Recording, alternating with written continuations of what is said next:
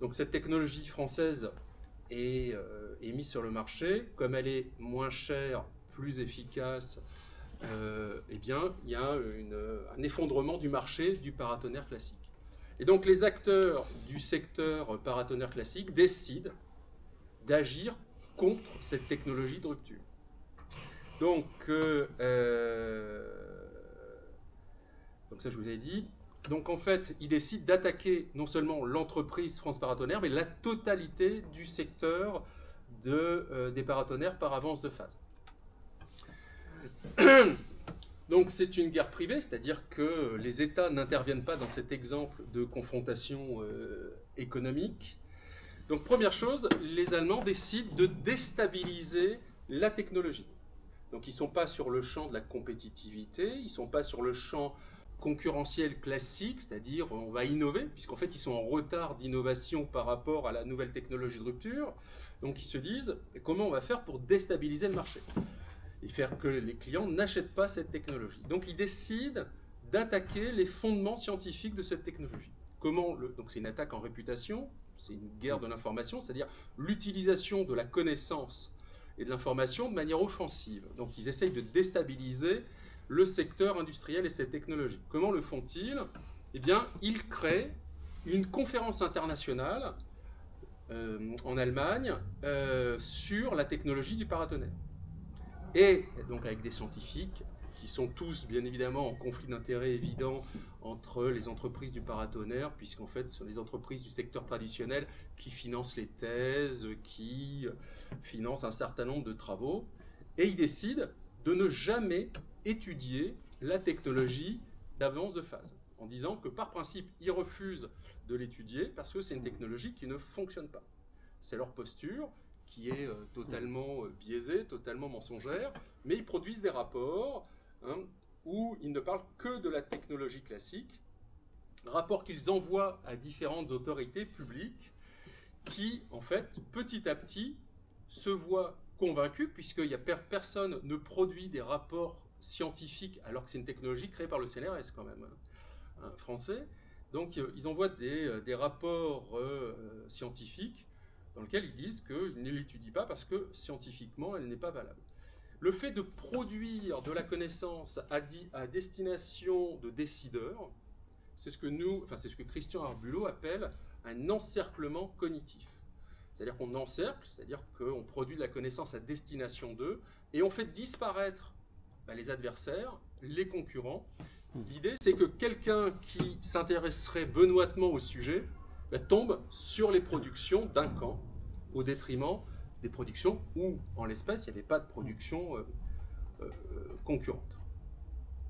Donc ils publient des rapports non contradictoires contre la technologie française. Donc déjà, ils disent que ça ne marche pas. Ils disent que seule la technologie classique fonctionne. Ils font cette conférence internationale. On se demande pourquoi une conférence internationale scientifique ferait du lobbying. Pourtant, elle en fait. Et c'est parce qu'elle est pilotée par les industriels anglais et allemands. Donc, ils écrivent à la commission, ils écrivent aux universités, aux laboratoires de recherche sur les technologies paratonnerres, aux entreprises, aux bureaux de contrôle qui sont chargés de l'installation et de la conformité aux normes de protection électrique de cette technologie, mais aussi ils écrivent à l'établissement public du ministère de l'écologie français qui est chargé de la norme sur ce sujet-là. Ils écrivent à différents services ministériels. Toujours, on peut se poser la question, est-ce que c'est vraiment le rôle d'une conférence internationale de faire ça? En fait, l'idée, c'est que cette conférence sous apparence scientifique est en réalité un organe de lobbying d'un camp industriel. Face à ça, le CNRS ne défend pas sa propre technologie, alors que c'est lui qui l'a inventé, et donc il l'a inventé, il l'a vendu à un secteur industriel, donc il sait que ça fonctionne. Ils sont absents de ce champ de bataille. L'État français, qui avait mis en place une norme autorisant l'installation des paratonnerres en avance de phase, publie un décret abrogeant sa propre norme et disant « cette technologie ne fonctionne pas ». Donc on l'interdit à la commercialisation et le gouvernement français, enfin l'État français, donne 3 ans au secteur industriel pour se reconvertir, changer d'activité. On a en face de ça un secteur industriel qui accepte de mourir. C'est-à-dire que toutes les entreprises qui vendaient cette technologie, y compris certaines dont cela représentait 90% de l'activité, acceptent ce changement de normes, se disent, ben voilà, où on va fermer boutique, où je vais prendre ma retraite parce que je suis vieux, etc. De l'intelligence économique et de la sécurité économique des entreprises françaises hors BITD, donc hors base industrielle et technologique de défense.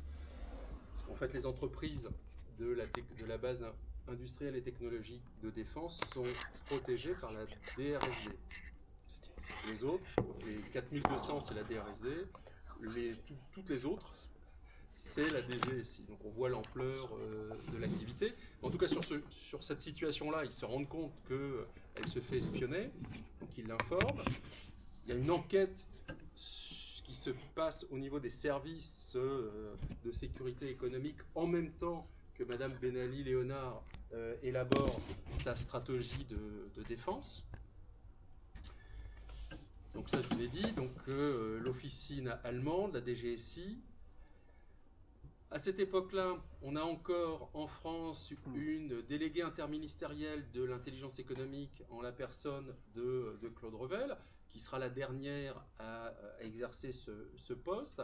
Donc en fait, les services de Claude Revel diligentent une enquête, non pas sur l'aspect sécuritaire et policier, mais sur l'aspect guerre de l'information et stratégie de déstabilisation du secteur industriel, parce qu'ils se rendent bien compte que en fait, ce secteur des paratonnerres à avance de phase, où c'est 80% des acteurs français qui sont sur le marché, contrairement à 80% des Anglais et des Allemands sur l'autre technologie, il y a un enjeu quand même de puissance économique. Donc ils se décident d'agir. Il y a une enquête interne, et on n'a pas les résultats de l'enquête interne, mais 1 an après que l'établissement public du ministère de l'Environnement et proposer une norme abrogeant la technologie, ils abrogent le décret pour réinstaurer une norme autorisant la technologie française. Je ne vais pas rentrer dans tous les détails. Après, ils mettent en place une stratégie auprès de la Commission européenne. Production de rapports sur notre technologie fonctionne. À ce moment-là, la Commission européenne se rend compte que, en fait, ils avaient eu des informations biaisées, accepte la technologie française et l'Union européenne promulgue une norme européenne qui est compatible avec la norme française et donc avec la technologie périmètre en avance de phase. Donc ça se passe en 2017. Et en 2021, eh bien, on a 120 pays dans le monde qui ont installé la technologie française du paratonnerre par avance de phase. Donc l'Elysée est protégé par ce type de paratonnerre. La Grande Muraille de Chine aussi. Voilà. Donc en fait, ça, ce sont différentes composantes d'une confrontation économique entre des acteurs qui ne se sont pas battus sur le champ économique. Ils ne se sont pas battus sur la baisse des coûts, ils ne se sont pas battus sur l'augmentation de la productivité, ils ne se sont pas battus sur l'innovation, puisqu'en fait ils étaient en retard, ils se sont dit on ne peut pas rattraper le retard. Donc comment on fait pour casser un secteur industriel d'une technologie sur laquelle on ne peut pas rattraper le retard? Et bien donc on la déstabilise par l'information, par l'intimidation et par la production de connaissances. Donc ça c'était notre premier exemple pour que vous ayez un peu un ordre d'idée.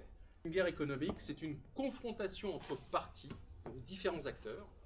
Parties au pluriel parce qu'en fait, une guerre économique, c'est toujours collectif. Si je décide de nuire à Thierry d'un point de vue économique, ce n'est pas une guerre économique entre lui et moi. Parce que ce n'est pas collectif, c'est individuel. Donc c'est toujours collectif. Pourquoi guerre? Parce que c'est une confrontation avec une stratégie sur le champ économique. Et le but de la guerre économique, c'est de capter, contrôler ou accaparer des richesses. Donc capter, c'est-à-dire saisir, donc par exemple des matériaux critiques, des mines, des productions de matériaux élémentaires, contrôler, Donc ça veut dire, par exemple, racheter des fournisseurs d'un de ses concurrents et créer des pénuries artificielles. Accaparer des richesses, accaparer, c'est prendre un contrôle au détriment du pays ou de l'entreprise. Donc on connaît des exemples assez... c'est même un mode de développement, c'est-à-dire qu'on rachète une entreprise, on s'engage à ce que les services de recherche restent sur le pays d'origine, mais en réalité, on licencie tout le monde, on crée des antennes dans d'autres pays à coût salarial plus bas, on crée des filiales qui deviennent propriétaires des brevets, et puis après on ferme l'entreprise sur le territoire initial. Et ben ça, c'est un accaparement, puisqu'en fait, on a détruit l'appareil productif dont on a pris le contrôle. C'est une forme nouvelle de prédation économique. Donc, en d'autres termes, donc la guerre économique, c'est une situation de conflit à but économique, mais qui utilise tous les autres champs que nous, on appelle échiquiers, qui sont des champs de bataille ou des champs sémantiques. Donc, dans l'exemple que je vous ai présenté tout à l'heure, eh bien, on avait l'échiquier normatif, c'est-à-dire les règles qui s'appliquent à un marché ou à une technologie. On avait l'échiquier informationnel, la réputation. On dit que la technologie ne fonctionne pas. Et après, il y a eu même des intimidations, le fait que des barbouzes suivent le chef d'entreprise. Donc, le synonyme de guerre économique, c'est aussi stratégie d'accroissement de puissance par l'économie. Donc en fait, au tout départ, cette logique d'accroissement de puissance par l'économie répond à une demande de survie. C'est-à-dire qu'à l'époque de l'homme préhistorique, eh bien, s'il est plus facile, s'il est plus facile de tuer le chasseur d'à côté pour récupérer sa proie que d'aller chasser soi-même. Elle finance des recherches scientifiques par des laboratoires tierces et elle prend contact avec les services de l'État pour qu'on lui explique un peu la mécanique, pourquoi ils veulent abroger, pourquoi ils ont décidé d'abroger la norme, etc. Elle se fait visiter par deux agents de la DGSI. Donc elle pense qu'elle va se faire arrêter. Et en fait, pas du tout. Ils viennent l'informer que, attention madame, il y a une société de détectives qui vous piste. Et ce sont des acteurs étrangers qui sont à l'origine. Donc faites attention à vous. Il pourrait vous arriver des misères. La DGSI qui, je vous le rappelle, est responsable de la protection de l'intelligence économique et de la sécurité économique des entreprises françaises hors BITD, donc hors base industrielle et technologique de défense. En fait, les entreprises de la base industrielle et technologique de défense sont protégées par la DRSD. Les autres, donc les 4200, c'est la DRSD, toutes les autres, c'est la DGSI. Donc on voit l'ampleur de l'activité. En tout cas, sur cette situation-là, ils se rendent compte qu'elle se fait espionner, donc ils l'informent. Il y a une enquête qui se passe au niveau des services de sécurité économique en même temps que Madame Ben Ali Léonard élabore sa stratégie de défense. Donc ça, je vous ai dit, donc l'officine allemande, la DGSI.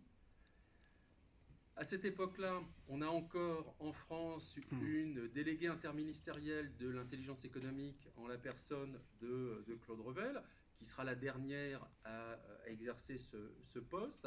Donc en fait, les services de Claude Revel diligentent une enquête, non pas sur l'aspect sécuritaire et policier, mais sur l'aspect guerre de l'information et stratégie de déstabilisation du secteur industriel, parce qu'ils se rendent bien compte que en fait, ce secteur des paratonnerres à avance de phase, où c'est 80% des acteurs français qui sont sur le marché, contrairement à 80% des Anglais et des Allemands sur l'autre technologie, il y a un enjeu quand même de puissance économique.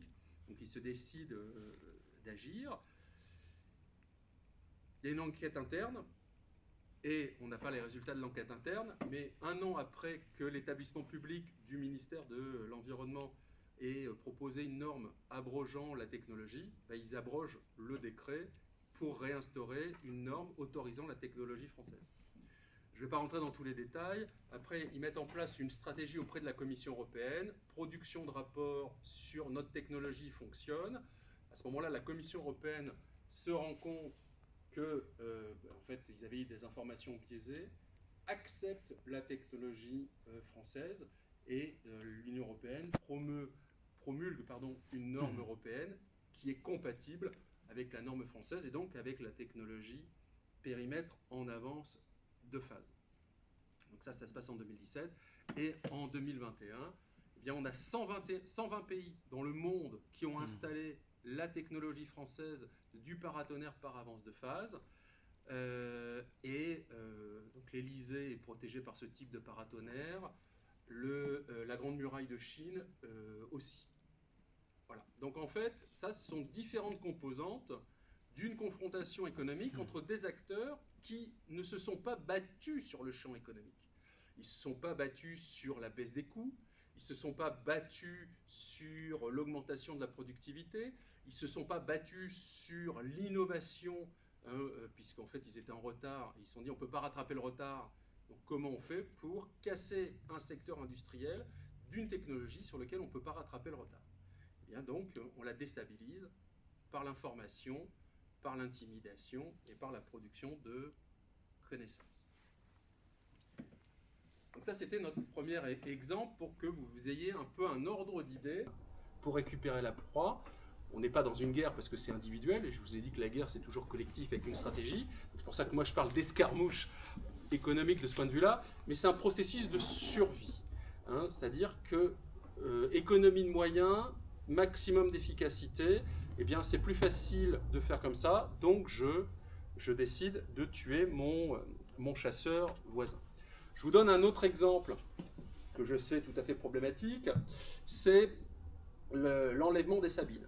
Donc on peut l'analyser de plusieurs manières. Donc vous savez, les Sabines, donc en fait on a les Romains qui créent Rome, il n'y a que des hommes qui créent Rome. Ils savent très bien qu'à une génération, ça disparaît Rome, puisqu'il n'y a pas d'enfants, il n'y a pas de progéniture.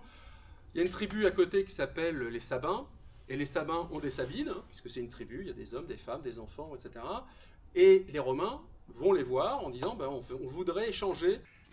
C'est pour ça que je dis que c'est sexiste, c'est-à-dire que les femmes sont considérées comme une ressource de survie et de pérennisation de l'activité de l'entreprise, de la société, pardon. Mais donc une société, on a des hommes armés, donc on a une puissance militaire, on a une puissance diplomatique, on a une puissance économique, mais ils vont disparaître. Et donc, ils décident de réaccroître leurs conditions de survie en accaparant, justement, ce qu'ils considéraient comme étant une richesse. Pourquoi je prends cet exemple? C'est pour vous montrer qu'en fait, les logiques de guerre économique, on peut les retrouver, y compris dans les mythes. Alors, pour comprendre la logique de guerre économique et pourquoi on parle de guerre économique, je vais faire un détour par ce qu'on appelle l'univers mélien. Si vous savez ce que c'est que l'univers mélien. Donc en fait, l'île de Mélos, c'est dans le cadre de la guerre du Péloponnèse, donc c'est Thucydide qui en parle. Donc en fait, on a une île qui est à mi-chemin entre Sparte et Athènes. Donc, la guerre du Péloponnèse, c'est la guerre entre Sparte et Athènes.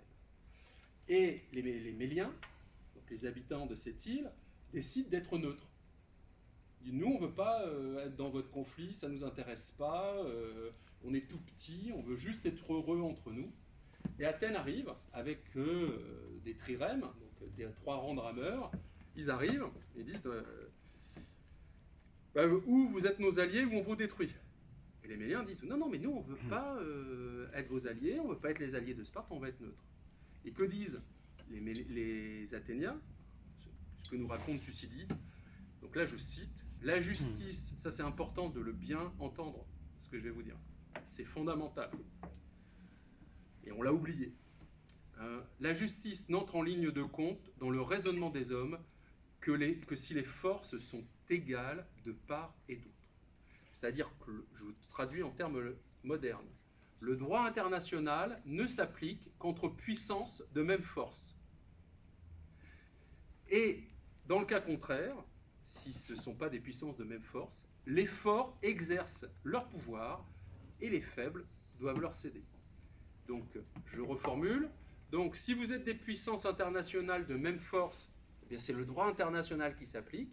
Mais vous savez, une grosse puissance et une petite puissance, ce n'est pas le droit international qui s'applique, c'est la loi du plus fort. On voit ça tout le temps.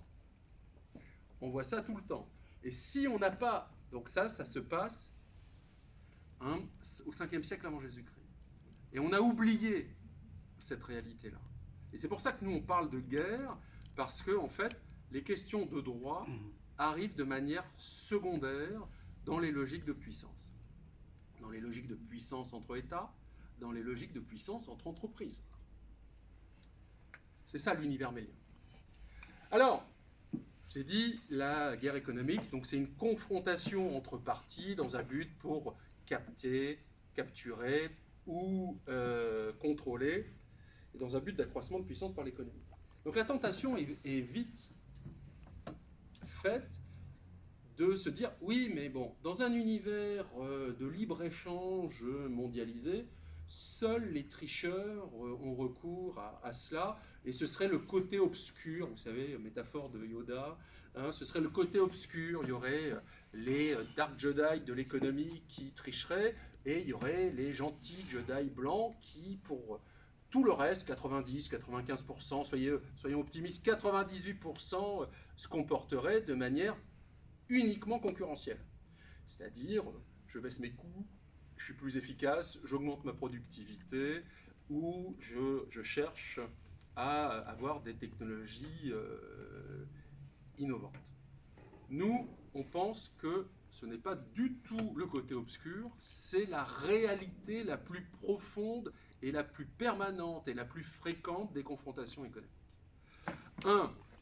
La guerre économique est la logique de confrontation par tout moyen. Confrontation par tout moyen, c'est-à-dire légaux et illégaux,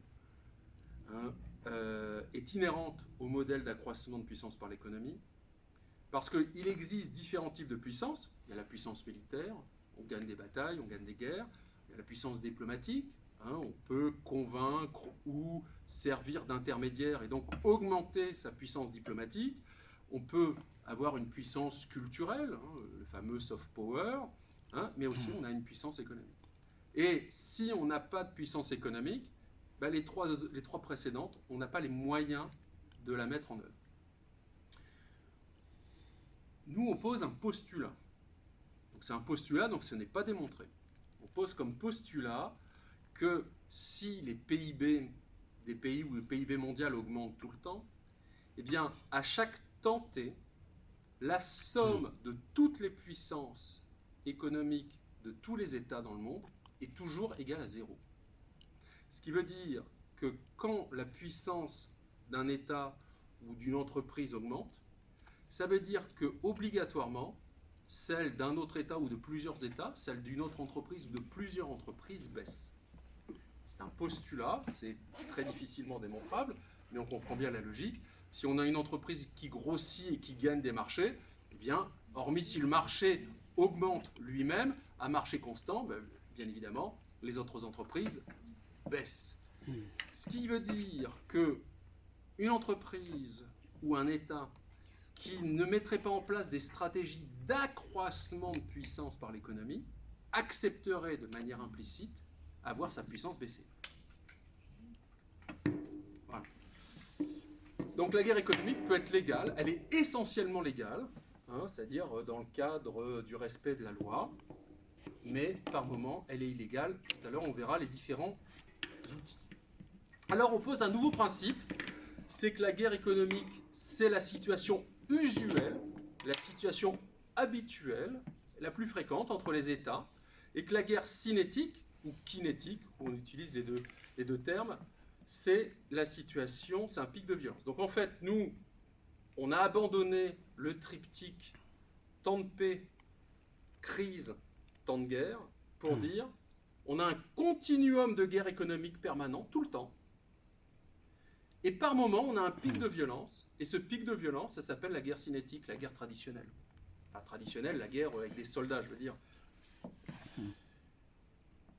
Donc la guerre économique, c'est la règle, la guerre militaire, c'est l'exception. que quand on a des guerres militaires, eh bien, il y a une dimension économique dans la guerre militaire. Hein. Ça a existé de tout temps, ça a été formalisé en France pendant la guerre 14-18. On a formé les Anglais, les Français ont formé les Anglais, ont formé les Américains. À partir des années 20, on n'en a plus parlé en France, et les Anglais, les Américains l'ont développé. C'est hélas un pattern que l'on retrouve sur d'autres sujets.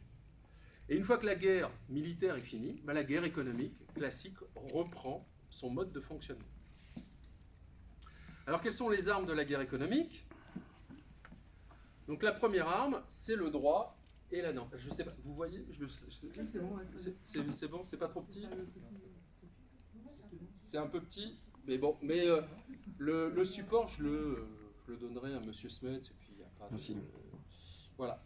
Donc vous connaissez sans doute la citation de Werner von Siemens, qui dit « Qui fait la norme fait le marché », c'est-à-dire qui peut agir sur les règles d'accès au marché. En fait, il détermine la manière dont le marché fonctionne.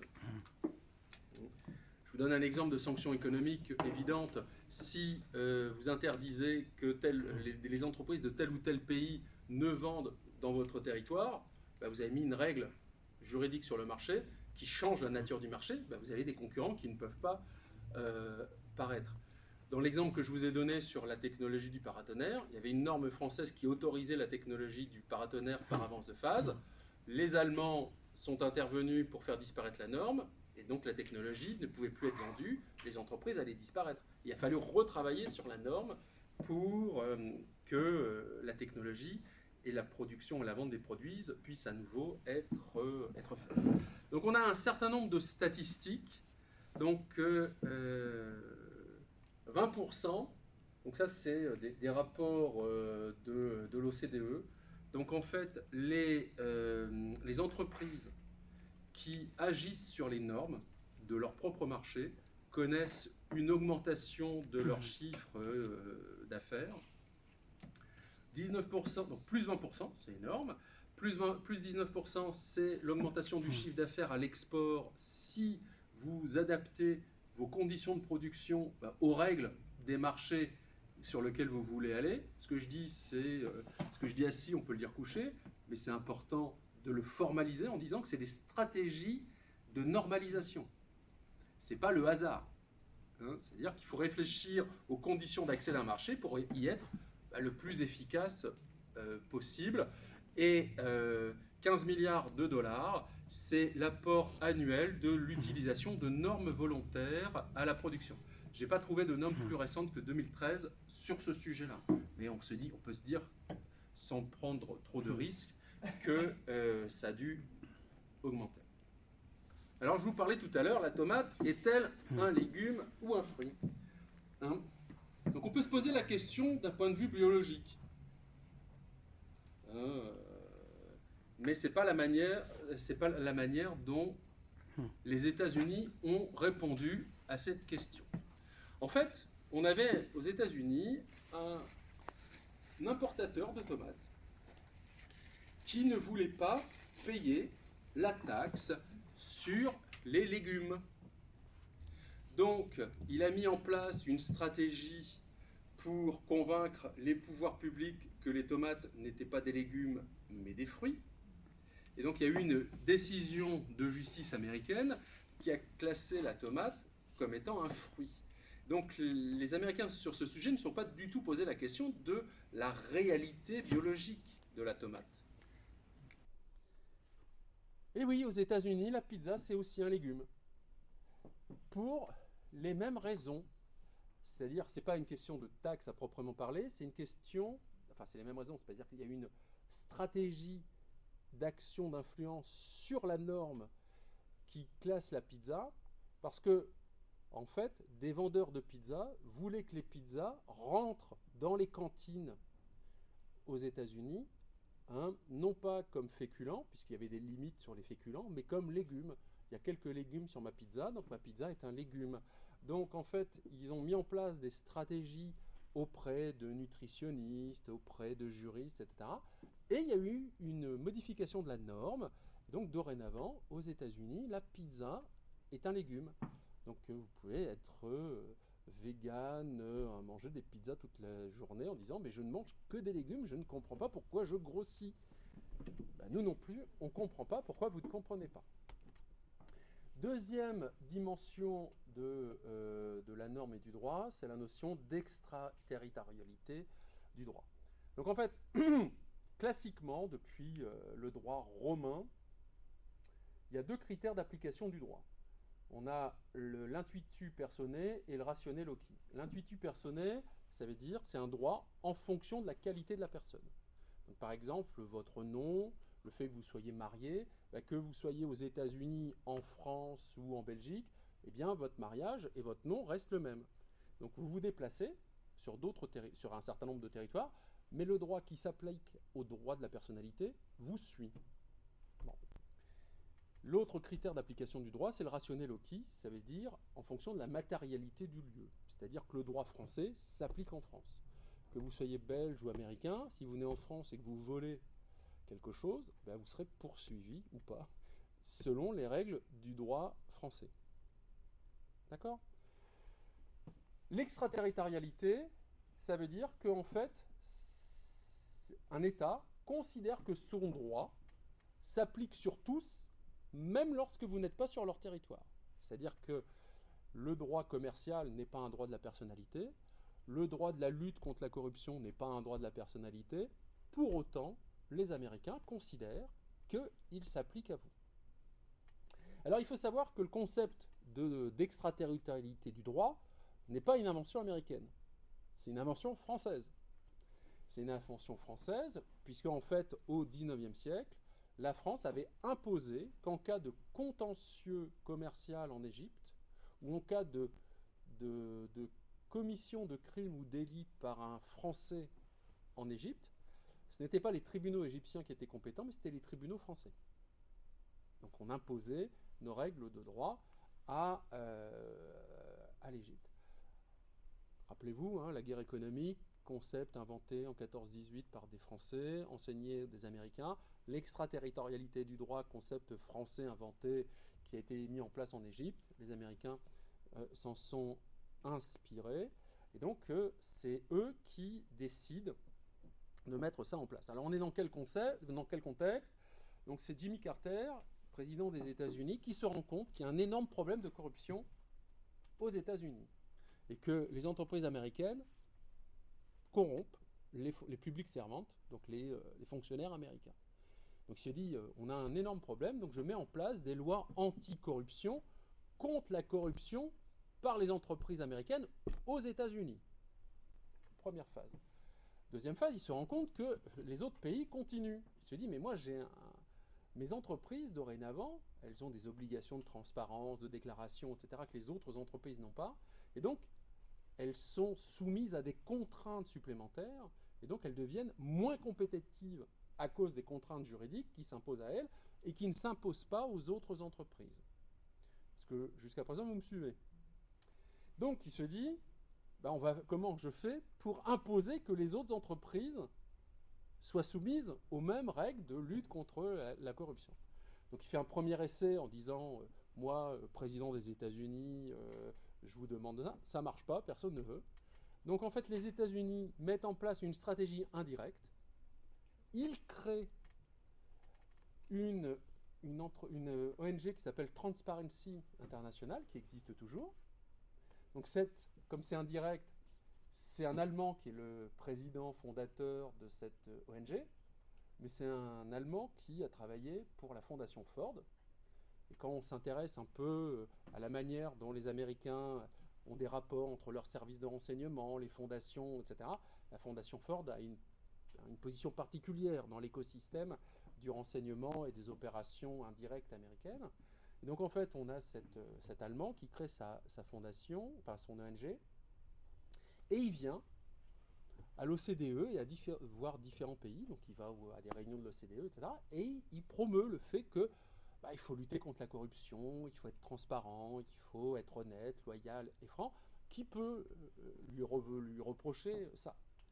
Donc la France signe le traité de l'OCDE, Elle n'était pas obligée, mais elle décide de le faire. Mais les entreprises françaises, en France on est toujours plus intelligent que tout le monde, hein, on le sait bien, donc décident de continuer à corrompre, comme si de rien n'était, comme si la France n'avait pas signé ce traité. Et c'est comme ça qu'on a les premiers grands scandales d'entreprises françaises qui sont poursuivies par les Américains. Les Américains ne disent pas c'est le droit américain qui s'applique. Ils sont plus subtils que ça. Ils disent mais vous avez signé ce traité international de lutte contre la corruption, vous ne le faites pas, donc comme vous ne le faites pas, c'est nous qui allons le faire. Et on va vous imposer de respecter le traité international que votre propre pays a signé. C'est ça le mécanisme au départ de l'extraterritorialité du droit. Maintenant, ça a pris une autre dimension, puisqu'on a toujours ces luttes, ces logiques de lutte contre la corruption. Vous vous rappelez l'affaire Pierucci, en fait, c'est 15 ans avant en Indonésie, ils ont capté des courriels, ils disent voilà, vous avez corrompu un fonctionnaire indonésien il y a 15 ans, donc on vous arrête. Et le fait que ce soit au moment où General Electric veut racheter Alstom, c'est le pur des hasards. À propos de l'histoire d'Alstom, petite incise. Personne n'a trouvé de document qui démontrait le lien entre le département de la justice et General Electric. Ces documents n'existent pas. Donc quand on fait des analyses en intelligence économique sur ce type de sujet, il faut être toujours très très prudent dans la manière dont on dit les choses. C'est-à-dire que, effectivement, comme il y a une convergence d'intérêts, que ça se passe au même moment, qu'il y a une synchronicité, on peut dire que probablement ce sont des manifestations d'une stratégie. Mais c'est probablement les manifestations d'une stratégie. On n'a pas la preuve qu'il y a eu des échanges entre le département de la justice et les dirigeants de General Electric. Donc il faut toujours être très très circonspect dans la manière dont on analyse les choses. Donc je vais aller plus vite sur le Patriot Act, etc. Hein, sur les dernières réglementations. C'est-à-dire qu'au départ, c'est une logique lutte contre la corruption qui est devenue une logique de sécurité nationale et qui est devenue, donc qui est après, toujours sous motif de sécurité nationale américaine, eh bien, ça a été contrôle du contenu des serveurs installés sur les États-Unis, sur les territoires des États-Unis. Puis après, ça a été contrôle des serveurs d'entreprises américaines, y compris hors des États-Unis. Et on est à la troisième génération d'extraterritorialité sur les données et sur le numérique.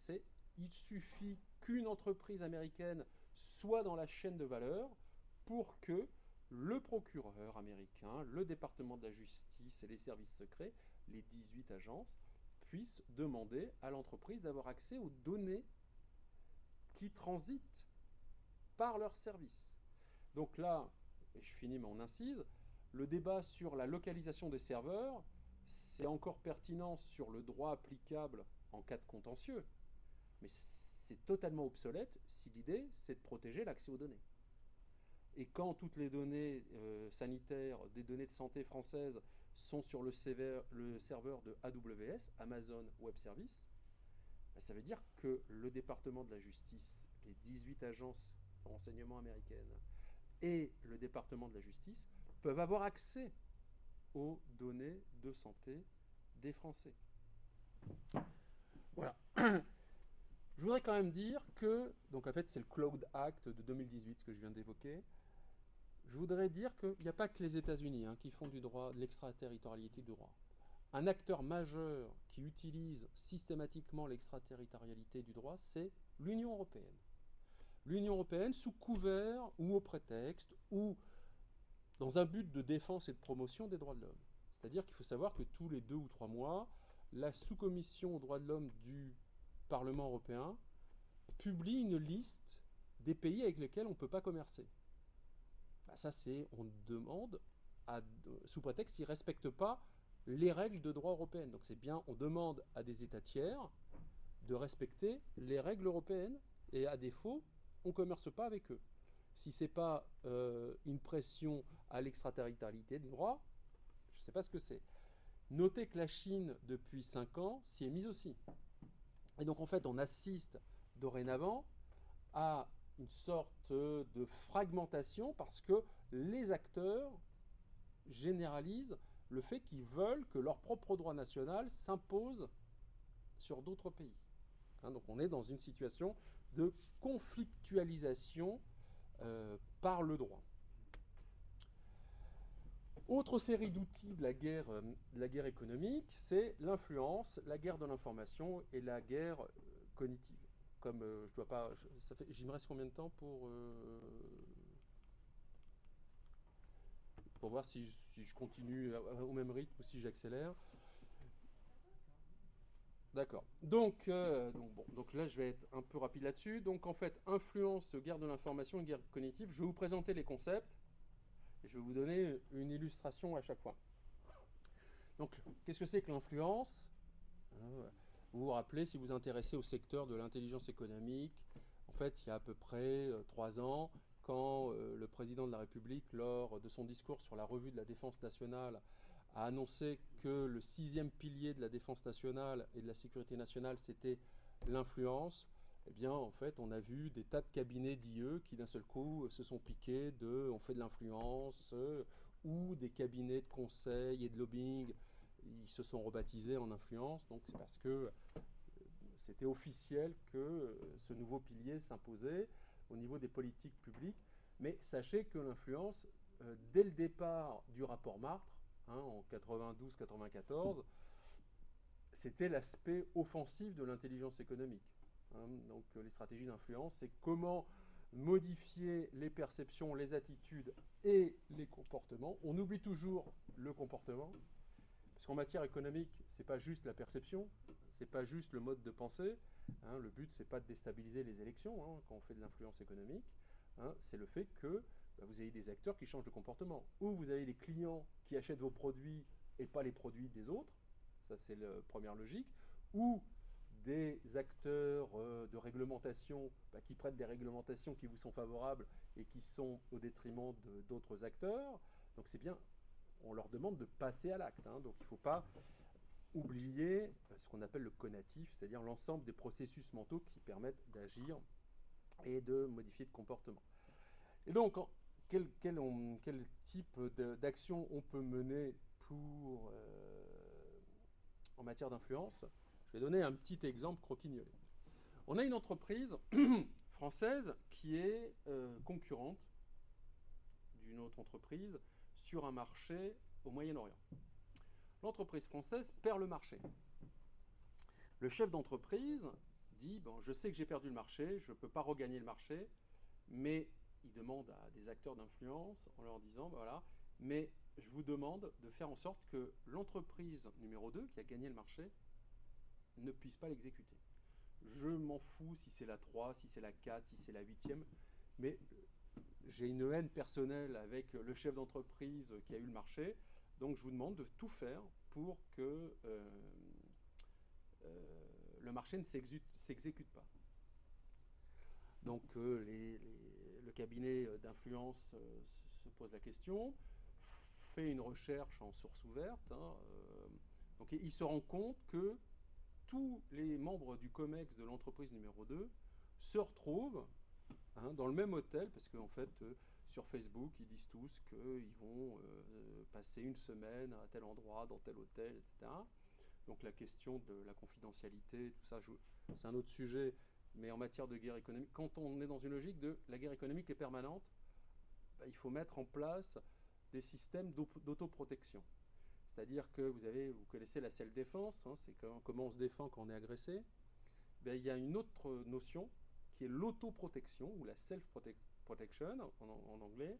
C'est comment on anticipe qu'on peut se faire agresser. Et donc, c'est pas comment on réagit à l'agression, c'est comment on fait en sorte de ne pas être en situation de se faire agresser.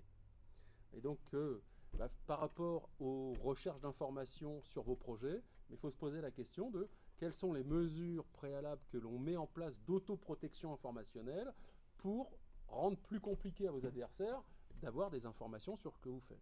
Bon, bref, fin de ma parenthèse. Donc, ils savent qu'ils vont tous se retrouver dans un hôtel de luxe de la capitale du pays qui est le client. Donc, ils se disent, c'est probablement pendant cette période-là qu'ils vont signer le contrat. Donc, ils payent quelqu'un pour avoir accès aux chambres d'hôtel. Et en fait, ils découvrent que l'entreprise numéro 2 va signer le contrat. Donc, ils se disent, on va les déstabiliser. Donc, à leurs frais, ils décident de faire réaliser des Marocains, donc des grands porte-documents très luxueux, une entreprise française, grande marque de luxe, avec des monogrammes. Le monogramme du chef de l'État client et le monogramme, le logo de l'entreprise. Ils arrivent dans les chambres d'hôtel de cette entreprise numéro 2. Ils mettent donc dans des beaux paquets ces dessous de main, ces Marocains. Hein, et donc, en fait, ils arrivent, les dirigeants du COMEX, ils se disent « Ah, mais c'est super, c'est le service relations publiques de la boîte qui a mis ça, etc. » Comme ils vont signer, tout est préparé, ils vont signer le contrat, donc ils font une petite fête, vous savez, expat, grand hôtel, etc. Donc ils ne font pas très attention, ils n'appellent pas la maison mère pour savoir qui a mis le sous-main, etc. Et donc ils arrivent la bouche en cœur avec le truc, grand luxe, feuilletage à l'or, etc. Le jour où ils font signer avec le chef d'État de ce pays au Moyen-Orient. Donc ils arrivent, ils mettent le truc, le contrat arrive, le chef d'État de ce pays du Moyen-Orient arrive, hein, et il s'assied, il va signer, et il y a son chef de la sécurité qui vient lui dire quelque chose à l'oreille. Et il dit à son chef de la sécurité, expulsez-les tous. Son chef de la sécurité, parce que bien évidemment le cabinet d'influence a fait fuiter l'information, lui vient de lui dire que le Marocain est en peau de porc. Est en peau de porc. Donc, en fait, notre cabinet d'influence n'a pas tenu de discours, il n'a pas expliqué des choses.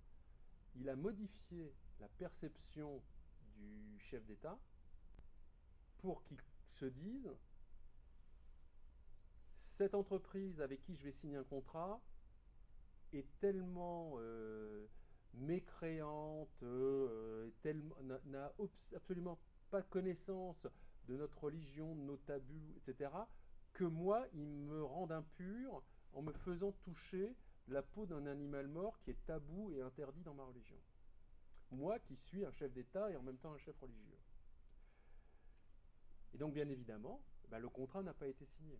Donc, l'entreprise numéro 1 n'a pas gagné. Elle n'a pas récupéré le contrat. Mais ils ont fait en sorte que l'entreprise numéro 2 n'ait pas l'exécution du contrat. D'une autre manière, ce qu'ont fait les Américains en Australie par rapport aux sous-marins nucléaires français, c'est du même ordre. Bien évidemment, ce n'est pas la même technique, mais c'est du même ordre. C'est-à-dire qu'il y avait un contrat qui était signé. Dès 2016, les Allemands, parce qu'au départ, tout commence par l'Allemagne, les Allemands mènent une opération de déstabilisation du contrat. Ce sont eux qui font fuiter les plans des sous-marins dans la presse australienne dès 2016. Hein, notre opérateur français ne voit rien. Je vous dis ça parce qu'en fait, dès 2016, on a des étudiants qui ont fait à l'école des articles en disant qu'il y avait une stratégie de déstabilisation du contrat des sous-marins en Australie. Eux, acteurs privés, rien qu'en analysant la presse australienne, avaient identifié qu'il y avait une opération en cours de déstabilisation du marché. Et nos amis de l'entreprise française, dont par commisération je ne donnerai pas le nom, eux n'ont rien vu. Parce qu'ils étaient persuadés que le contrat faisait loi. Mais rappelez-vous ce que je vous ai dit de l'univers mélien. Le contrat ne fait loi qu'entre deux puissances égales. Si vous avez l'entreprise française qui n'est pas soutenue par son État, en compétition avec un autre État. Et en fait, ce qui s'est passé, c'est les Allemands ont commencé, les Anglais ont vu qu'il y avait une faille, et c'est les Anglais qui ont convaincu les Américains qu'ils pouvaient agir. Donc ça, c'est un multibande quand même, une opération de ce type-là. Donc ceux qui ont lancé l'opération ne sont pas ceux qui ont été les bénéficiaires, mais ceux qui ont perdu, c'est quand même nous. Enfin, nous, c'est l'entreprise. Donc ça, c'est un exemple d'influence. Vous avez la guerre de l'information. Donc la guerre de l'information, c'est une confrontation immatérielle qui se passe par l'information. Donc, on utilise de manière offensive la production. Et il y a deux types de guerre de l'information, par le contenant, donc c'est-à-dire par le support. Donc, classiquement, la guerre de l'information par le support, par le contenant, c'est quand on censure, quand on ferme des imprimeries, quand on attaque des serveurs, quand on coupe des câbles, puisque la communication Internet, 95% par des câbles. Donc ça, c'est de la guerre de l'information par le contenant. On empêche la production. Et on a par le contenu, donc ce que vous connaissez tous, c'est la fake news, donc c'est le pur mensonge, mais le pur mensonge, c'est entre 15 et 20% des guerres de l'information.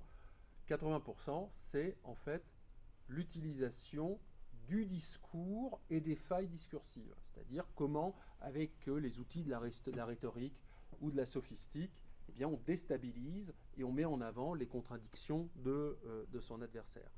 Les ONG font de la guerre de l'information. Quand L214 vous fait des grandes affiches où on voit deux personnes nues qui ressemblent à une barquette de lapin mort, c'est pour associer la barquette avec des êtres humains, pour dire les lapins, c'est comme des êtres humains. Il y a très peu de texte, c'est par l'image, c'est par le contenu. Et on a aussi la guerre cognitive. Donc la guerre cognitive, ça s'adresse plus au fonctionnement du cerveau ou à la manière dont on comprend le monde ou la réalité. Il y a deux types de guerre cognitive. La guerre cognitive dite par le bas, ça c'est le professeur Claverie qui utilise cette terminologie. La guerre cognitive par le bas, c'est le fonctionnement du cerveau au niveau biologique, c'est-à-dire les hormones, les synapses. Un exemple non démontré, c'est le syndrome de la Havane. Donc non démontré parce que les Américains eux-mêmes n'ont pas réussi à démontrer que c'était les Russes qui avaient déstabilisé cognitivement les fonctionnaires d'une ambassade. Mais des personnes qui n'ont pas eu de pathologie, pas de virus, etc., ont eu tous les mêmes symptômes au même moment. Donc difficulté à dormir, difficulté à se concentrer, difficulté à parler. Et en fait, il y a une quarantaine de personnes qui en même temps ont eu les mêmes effets. Mais si on vous envoie des ondes, c'est difficile de voir d'un point de vue médical les ondes. On peut voir les effets, on ne peut pas voir les ondes une fois qu'elles ne sont plus émises, sauf radioactivité, etc. Mais voilà. Et sinon, il y a la guerre cognitive par le haut, c'est-à-dire c'est par la manière dont on agit sur votre perception du monde. Il y a plusieurs méthodes. La méthode la plus fréquente, c'est ce que moi j'appelle, c'est l'expression est de moi, c'est l'endiguement cognitif. C'est-à-dire comment on fait disparaître une partie de la réalité de votre manière de l'analyser. Donc, je vous donne un exemple. Alors, chez les journalistes, on appelle ça la technique de l'oreiller, c'est-à-dire comment une rédaction décide de ne pas traiter un sujet parce qu'ils trouvent que ce n'est pas pertinent, mais à partir du moment où eux ne le traitent pas, vous n'y avez pas accès.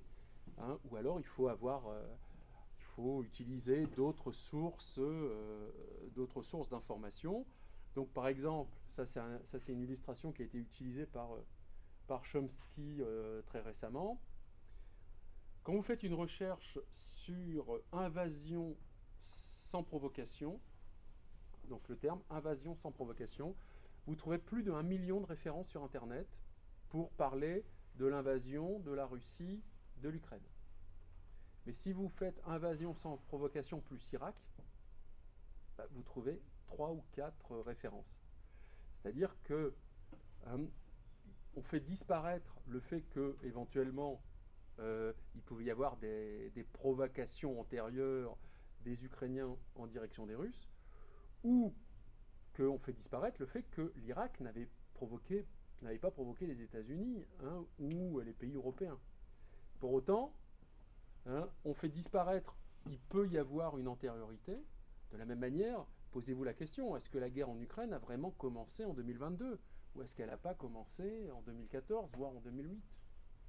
Donc le fait que, alors je vais changer de sujet parce que je ne voudrais pas que vous croyiez que je sois pro-russe, mais on fait disparaître une partie des questions, une partie des pistes de réflexion plus globales.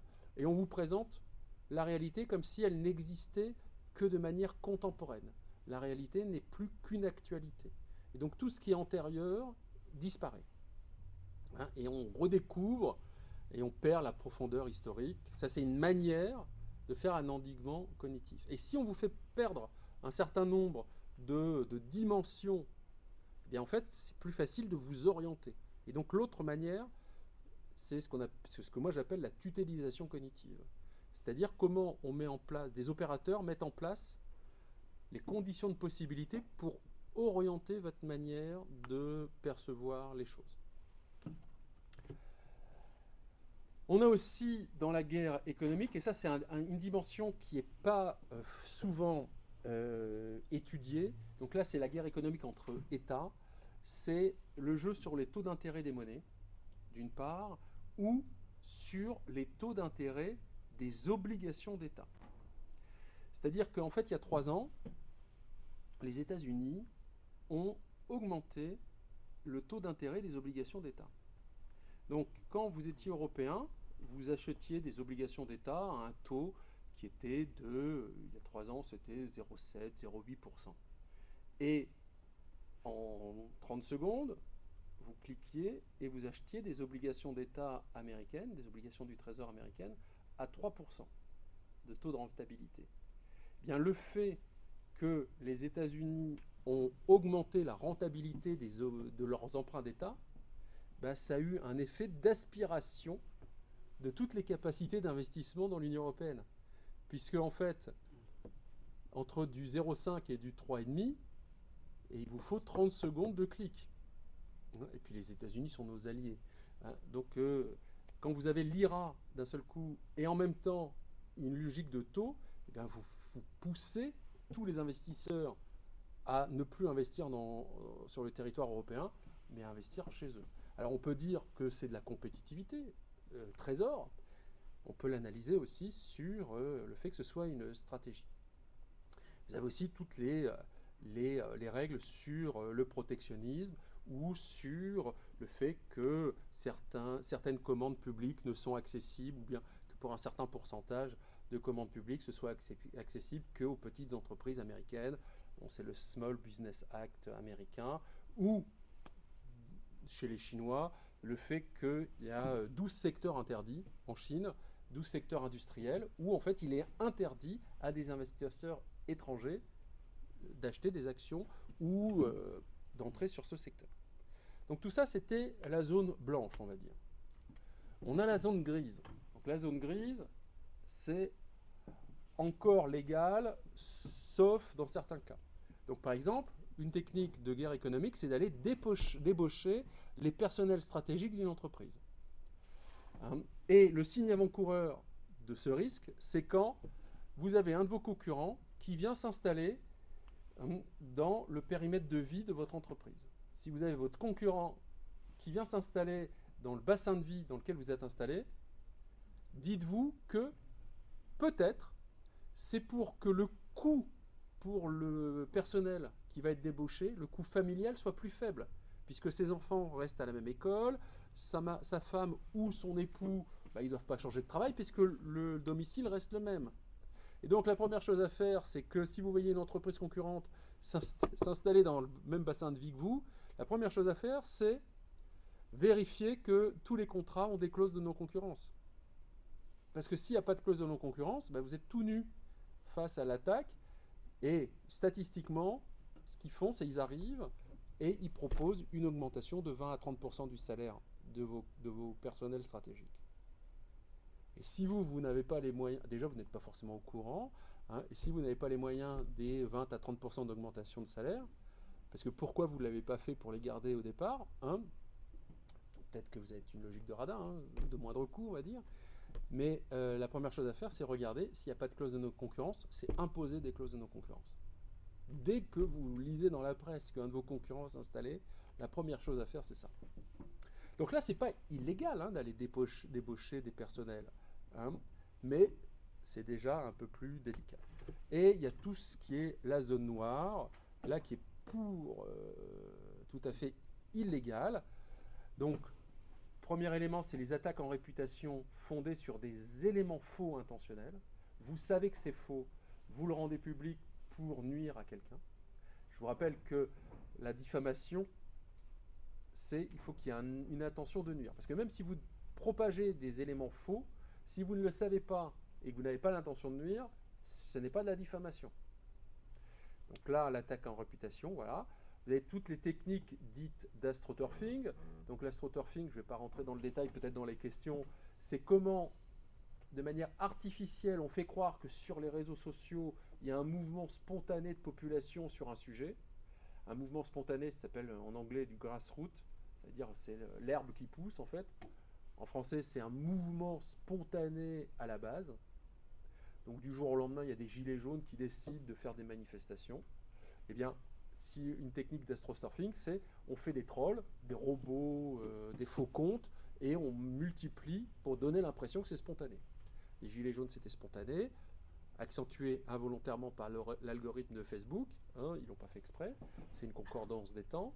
Hein, mais si je voulais donner l'impression qu'il y a un mouvement de masse sur un sujet, eh bien, je crée des tas de faux comptes qui le relaient, et puis d'un seul coup, à un moment donné, ça devient mécanique. Le typo-squatting ou le typo-squat, c'est qu'on crée un faux site qui ressemble, donc c'est l'affaire Doppelganger ou RNN, c'est-à-dire on fait des faux sites en utilisant la même charte graphique et en mélangeant des vrais articles et des faux articles. Donc le monde.fr, on écrit le monde.fi ou le monde.cr ou les mondes ou le monde avec un S. Donc en fait les gens ne se rendent pas compte qu'ils sont sur un faux site parce que tout ressemble. Et à ce moment-là, on publie des articles comme quoi on a trouvé 200 cadavres de soldats français en Ukraine, etc., etc. Donc ça, c'est le typo-squatting. Vous avez la désinformation, donc c'est la propagation de fausses informations. Hein, mais nous, on n'a pas tout à fait la même définition de la désinformation, mais on en reviendra peut-être dans les questions. L'espionnage industriel, les attaques informatiques, les cyberattaques, c'est à la fois pour bloquer votre site internet, mais aussi pour vous voler vos fichiers, pour éventuellement faire des leaks, parce qu'en fait il y a le hack and leak, c'est-à-dire on vous attaque votre site internet, ils essayent de rentrer dans votre serveur, vous voler des informations et rendre publiques des informations qui peuvent déstabiliser votre entreprise. La pure intimidation, hein. Si tu continues à aller sur ce marché, on va te casser les pattes, on va tuer tes enfants, hein, la menace, le vol d'informations, le vol de données, le sabotage, la voie de fait. Hein. On a un député qui témoignait disant que dans l'affaire Alstom, il y avait quelqu'un qui parlait avec un fort accent américain qui l'avait fait tomber par terre et qui lui avait mis une lame de couteau sur l'œil, hein, en lui disant t'arrêtes d'enquêter. Hein. Bien évidemment, l'assassinat, vous savez que c'est illégal. Donc, j'en ai quasiment fini. Donc, la réponse, c'est l'intelligence économique. Hein. Donc, ce n'est pas le sujet. Donc, peut-être que je ne vais pas en parler maintenant. Ou, puisque vous êtes un club d'intelligence économique, donc vous savez tout ce que c'est. Voilà. Je vais quand même aborder les 4 courants dans l'intelligence économique. Parce que ça, ce n'est pas forcément clair pour tout le monde. Alors, c'est une thèse de Nicolas Moinet, mais que je partage. Donc il y a une première école qui est dans l'intelligence économique, qu'il existe une guerre économique. J'en suis un des représentants puisque je vous en parle depuis 1h30. Bon, donc c'est Christian Arbulot, Nicolas Moinet, Nicolas Ravaille, Jean-François Bianchi, Alain Juillet, Philippe Clerc, Arnaud de Morny. Donc ça c'est l'école de pensée de la guerre économique. Pas forcément l'association, mais la manière d'interpréter les conflictualités économiques contemporaines. Vous avez l'autre tendance, qui est l'autre courant, qui est la notion de sécurité économique. Donc ça, c'est plutôt les services de l'État, c'est le CICE, la DGSI, qui considèrent que dans l'intelligence économique, l'important, c'est la défense, c'est la protection du patrimoine informationnel, les logiques de protection des brevets, éviter les ingérences étrangères. Donc ça, c'est toute la dimension sécurité économique. Vous avez le courant compétitivité économique. Donc l'idée, c'est l'intelligence économique, ça permet d'avoir de l'information sur les concurrents, plutôt sur leurs axes de recherche, ce qu'ils ont déposé comme brevet, pour donner des informations aux entreprises sur les secteurs sur lesquels elles devraient chercher ou ne pas chercher. Et bien évidemment, les acteurs du type Apple va mettre en place des stratégies de camouflage des brevets, c'est-à-dire qu'ils créent des structures qui n'ont pas de lien officiel avec Apple pour déposer les brevets Apple, pour qu'on ne se rende pas compte que Apple travaille sur ce sujet-là, ou bien ils déposent des brevets dans des pays peu informatisés, type le Mozambique, mais qui, en fait, sont quand même des instances qui participent à la régulation mondiale. Donc le brevet est déposé au niveau mondial, mais c'est pas su en temps réel parce que c'est pas très informatisé. Et en cas de contentieux, ils peuvent dire ah oui, mais moi je l'ai déposé tel numéro, donc vous portez atteinte à mes droits de la propriété intellectuelle. Voilà. Vous avez une quatrième école qui est la diplomatie économique. Donc ça c'est plutôt Claude Revel qui est sur ce champ-là, c'est-à-dire c'est comment en fait dans le cadre des normes internationales, eh bien les entreprises se positionnent pour que les normes internationales ou les normes étatiques soient favorables à leur production et à leur activité économique. Il y a un sous-courant où il y a une sous-notion dans le cadre de la guerre économique, hein, ce qui a valu quelques échanges, c'est l'intelligence économique nationiste. Donc ça, c'est un concept que je porte, qui pose des problèmes parce que tout le monde, quand je dis nationiste, tout le monde comprend nationaliste, ce qui est très différent. Donc le nationalisme, c'est un concept qui au départ a été créé par des linguistes et des politologues anglais qui se posaient la question de quel terme utiliser pour prendre en considération le fait que les nations étaient des données politico-sociologiques qui existaient sans qu'il y ait une dimension affective, c'est-à-dire ni patriotisme, ni nationalisme. Juste dire, ça existe, et dans les rapports internationaux, il y a des logiques liées aux nations et comment on les prend en considération. Moi, j'ai repris cette idée en développant, donc j'ai fait tout un article dans notre revue sur l'intelligence économique nationaliste, c'est-à-dire que les cultures spécifiques existent. Il y a une dimension ethnoculturelle qui existe, y compris dans l'économie. Il y a des imaginaires de pays. C'est-à-dire, par exemple, les États-Unis, ils ont un imaginaire de colons. Hein, et s'ils sont aussi agressifs d'un point de vue économique, s'ils sont aussi agressifs d'un point de vue diplomatique, c'est parce qu'en fait, ils ont tous été des colons dans leur famille. Et pas une colonisation à la française où c'est essentiellement des troupes coloniales et après des gens qui viennent une fois que les territoires ont été conquis. C'est une logique où ce sont les individus eux-mêmes qui ont colonisé. Le fait qu'ils aient des deuxième amendement, les milices civiles, le droit des armes à feu, etc. C'est parce qu'en fait, ce sont les habitants, les migrants européens qui arrivent sur un territoire et qui tuent les populations. C'est pas que l'armée américaine, c'est les populations civiles elles-mêmes. Donc ils ont une logique de colonisateur. Et une logique de colonisateur, ça rend agressif et on se trouve justifié du simple fait d'exister pour agresser autrui. C'est ça, hein, l'imaginaire d'un colon. Les Américains ont cet imaginaire-là. Et on ne comprend pas leurs actions si on ne s'intéresse pas justement aux arrière-plans culturels, mais de culture profonde, presque de l'inconscient collectif. Je dis presque parce que ce n'est pas quand même à ce point-là, mais presque. Et donc en fait, quand on est un expert, et surtout quand on veut développer des stratégies d'influence, il faut le prendre en considération, hein, et il faut donner l'impression à votre interlocuteur que sa culture est aussi importante que la vôtre. Donc ce que je dis à Sige, comme je vous l'ai dit tout à l'heure sur la guerre économique, je pourrais vous le dire couché, ça paraît évident, mais ça n'allait pas dans les pratiques. C'est-à-dire qu'en France, on a quand même beaucoup de diplomates qui à la fois ne sont pas fiers de leur pays, mais en même temps sont arrogants. Donc en fait, c'est le double effet qui se coule, hein, c'est-à-dire qu'ils ne sont même pas arrogants parce qu'ils sont fiers d'être français, ils sont arrogants parce qu'ils sont occidentaux, ils sont européens, ils ont fait telle ou telle école et ils ne comprennent rien à leur interlocuteur. Et ça a plus d'effet sur le fait qu'on soit rejeté de pays partenaires que du fait que nos concurrents soient plus performants que nous. Quand je dis nos concurrents ou nos contestataires. Voilà. Donc c'est ça ce que moi j'appelle l'intelligence économique nationaliste. C'est une intelligence économique qui prend en considération les spécificités culturelles sémantique, lexical, langagière, enfin bref, on fait un profilage de nos interlocuteurs et on leur donne l'impression, parce que ce n'est pas un choix éthique, ce n'est pas un choix moral, c'est un choix d'efficacité, ce que j'explique là.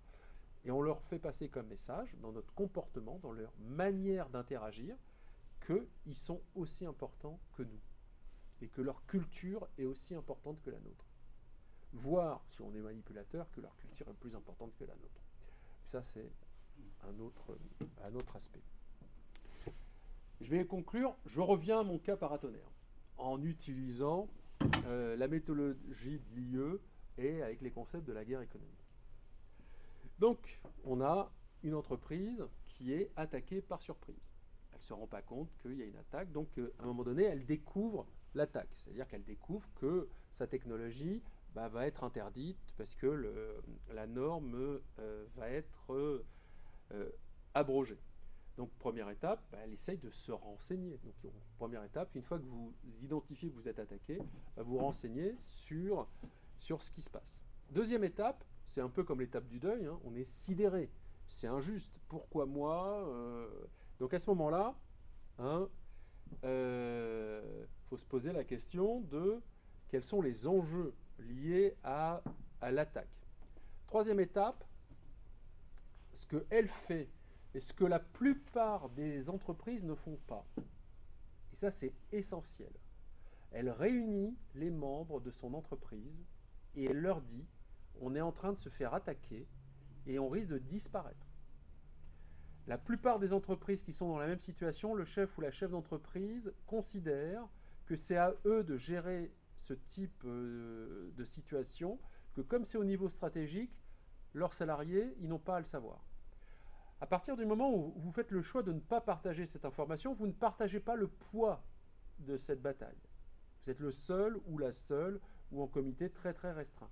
Et donc vous ne mettez pas en place une mobilisation collective du combat. Et les combats se gagnent mieux quand on est à plusieurs que quand on est tout seul. Et ça, d'un point de vue culturel en France, on est très très en retard. C'est-à-dire qu'il y a quand même beaucoup de chefs d'entreprise qui considèrent que c'est eux les big boss, et puis à un moment donné, ils doivent légitimer le fait qu'ils gagnent beaucoup plus que leurs salariés, ou que s'ils ne gagnent pas beaucoup plus, c'est quand même eux qui décident.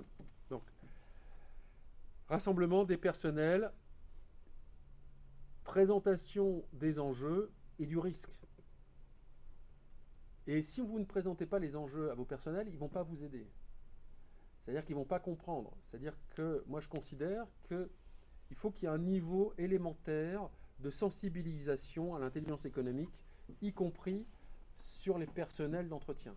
C'est-à-dire que le niveau élémentaire, c'est si vous voyez sur les réseaux sociaux qu'on parle de l'entreprise, il faut que vous nous en faites part d'une manière ou d'une autre. Vous savez, d'un point de vue militaire, on parle de la défense en profondeur.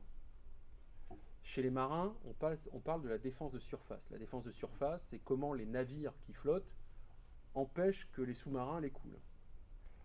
Moi, je pense qu'en matière...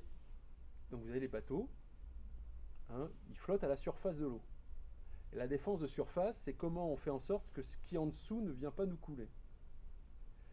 Et moi, je vous propose de réfléchir en termes de défense volumétrique, c'est-à-dire la profondeur et la surface.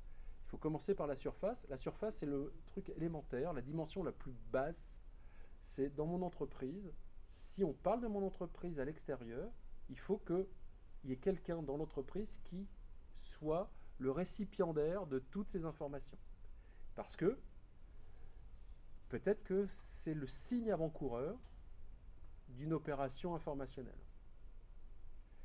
Et après, comment on passe de la surface à la profondeur ? En fonction d'une organisation interne à chacun d'organiser, le niveau d'information sur les enjeux est de plus en plus important. C'est comme ça qu'on passe du niveau de surface, le superficiel, à une protection volumétrique en augmentant la profondeur. Quatrième étape, c'est la prise de décision. C'est est-ce qu'on combat ou est-ce qu'on se laisse mourir ? Tous les acteurs du secteur, je ne vous en ai pas parlé parce que ça prenait trop de temps, mais tous les acteurs du secteur paratonnerre avaient décidé de mourir, sauf Madame Ben Ali et sa société. Et donc elle a été les voir un à un pour réactiver, parce qu'il y avait, un syndicat interprofessionnel qui existait, mais qui ne faisait rien. Elle a été les voir un à un pour les convaincre qu'ils pouvaient combattre ensemble et qu'ils pouvaient gagner et qu'ils pouvaient tous survivre. Tous les acteurs avaient décidé de mourir. Donc c'est une étape cruciale, c'est est-ce qu'on combat ou est-ce qu'on se laisse mourir? Si on décide de rien faire, fin de l'histoire. Je vous souhaite une bonne soirée. Donc là, elle décide de combattre, donc comment elle s'organise? Donc comment faire, comment se défendre? Donc avant de faire un plan stratégique, on fait le bilan des ressources que l'on a. Elle s'est rendue compte qu'il fallait se positionner sur la démonstration du caractère efficace et scientifique de sa technologie. Donc elle n'avait pas ces ressources-là, elle a recruté quelqu'un spécialement pour faire ça. C'est une prise de risque. Après, analyse de l'attaque. Alors au départ, elle ne l'a pas fait toute seule. Il s'est avéré que la DGSI est venue la voir et c'est comme ça qu'elle a été mise en contact avec les services de Claude Revel. Mais ça, c'est une mission que tout à chacun doit faire, c'est prendre son petit haut-parleur et aller voir les contacts en disant il existe, moi je suis un professionnel de ceci, ou si je ne suis pas un professionnel, je suis sensibilisé à cela. Si vous avez des problèmes, ça existe comme solution. Un des échecs de l'intelligence économique depuis 30 ans, un des échecs majeurs selon moi, c'est de ne pas avoir réussi à sensibiliser les donneurs d'ordre. C'est de ne pas avoir réussi à sensibiliser les chefs d'entreprise. Il y a plus de 30 000 personnes qui, sur LinkedIn, disent qu'ils ont une compétence en intelligence économique. Donc il y a un secteur de professionnels très bien, mais quand on discute avec des chefs d'entreprise, la plupart ne savent pas que ça existe. Ils ne savent même pas qu'il y a des outils qui peuvent répondre à leurs besoins. Ça, c'est un échec. Donc il faut que collectivement, on se pose la question de comment répondre à ça. Si on n'arrive pas à sensibiliser dès l'origine, mais ça, vous savez, pendant longtemps, pour bénéficier d'une aide publique à la création d'entreprises, il fallait suivre une petite formation de 2 jours. Dans cette petite formation de 2 jours, pour bénéficier d'une aide à la création d'entreprise, si on mettait 1 heure sur il existe de l'intelligence économique, ce que c'est, juste ça, ça ne mange pas de pain, au moins, il saurait que ça existe. Je ne sais pas parler martien, mais je sais que Mars existe. Voilà. Après l'équation personnelle, puisqu'elle a décidé d'aller à l'attaque, j'ai un problème d'échelle. Donc élaboration d'une stratégie de contre-attaque. Donc vous qui étudiez l'intelligence économique, vous connaissez la théorie des échiquiers. Donc il y a les différents échiquiers. Donc ça a été créé par Pichot-Duclos et Christian Arbulot lorsqu'ils étaient à Intelco. C'est-à-dire qu'en fait, sur un cas réel, donc une entreprise de gestion des déchets américaine qui était en lien avec la mafia new-yorkaise a voulu s'installer en France. Et il y a un concurrent français qui a dit comment je fais pour faire qu'elle ne s'installe pas en France. Et un de ces personnels qui connaissait le secteur a attaqué l'entreprise américaine sur différents angles. Et ça, c'était un génie personnel. Les théories des échiquiers n'existaient pas.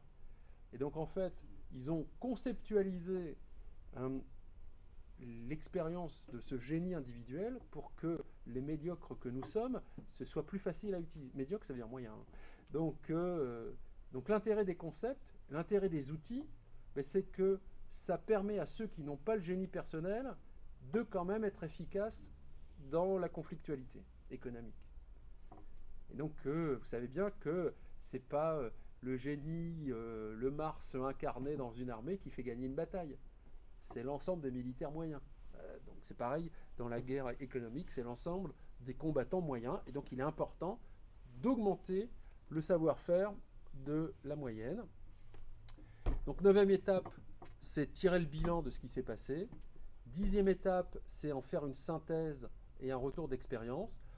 11e étape, c'est mise en place d'outils dans l'entreprise qui tirent le bilan de la guerre par surprise dont vous avez été l'objet et le partenaire, enfin l'acteur.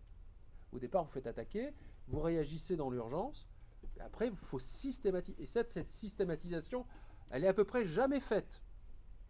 Le vrai retour d'expérience, il est à peu près jamais fait. C'est ouf, on a survécu, until next time. Ah non. C'est, à un moment donné, c'est la différence entre la sagesse et la bêtise. La sagesse, c'est on tire les fruits de l'expérience. Voilà. Mise en place de veille et de sécurisation économique. Et dans le meilleur des cas, après, c'est à vous de passer à l'offensive. Je vous remercie.